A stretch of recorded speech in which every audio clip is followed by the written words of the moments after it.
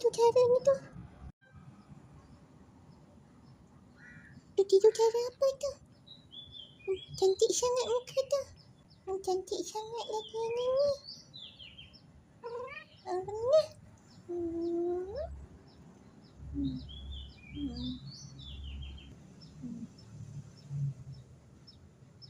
Dah macam model dah. Macam benar.